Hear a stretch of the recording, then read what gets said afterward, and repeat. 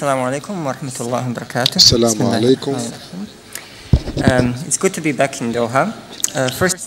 Je suis très heureux d'être ici à Doha. D'abord, j'aimerais souhaiter le bienvenu et remercier Son Altesse Cheikh Hamza.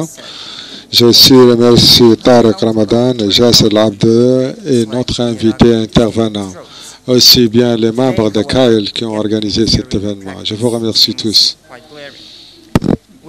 Les valeurs de la dignité, la justice, la liberté, tous sont les bases de l'islam. Le Coran les résume dans cette façon. Les croyants, défendez la justice et dit la vérité pour Dieu, même si c'est contre vos intérêts. Donc, ne respectez pas vos intérêts personnels, mais essayez d'être juste. Donc, pour ce qui est de l'importance de rendre compte, Omar ibn Khattab, le califate, avait dit je serai responsable quand un âne est tombé malade en Irak, par exemple.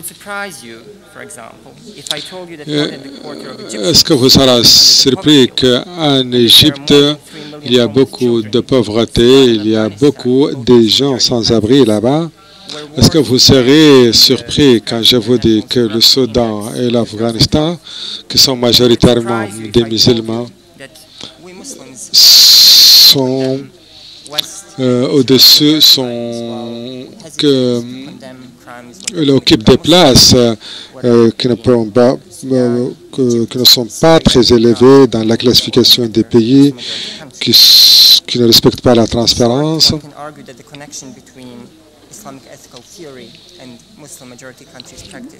Nous pouvons dire que la relation entre la théorie d'éthique islamique et les pays musulmans n'est pas très forte. Nous pouvons dire aussi que dans le sillage des révoltes arabes, que malgré ces révoltes, la situation est encore la même. Malgré son développement économique, la Turquie a encore des problèmes avec la liberté. Hamas, encore dû au siège qu'on impose sur elle, ne peut pas faire grand-chose pour la liberté. Nahda en Tunisie faire face aussi à un problème domestique. Nous pouvons aussi dire que l'Égypte sous le leadership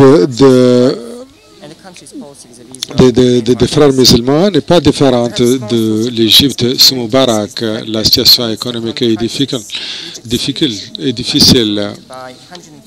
Donc aussi, dans cette crise économique, le gouvernement égyptien dépense beaucoup d'argent sur les moyens pour faire face aux protestes. Nous pouvons dire que la référence aux éthiques islamiques est encore théorique. Les questions que je veux poser à nos invités honorables sont les suivantes.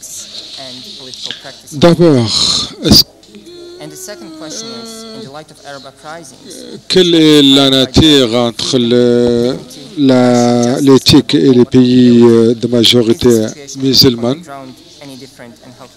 aussi pour ce qui est des révolutions en arabe?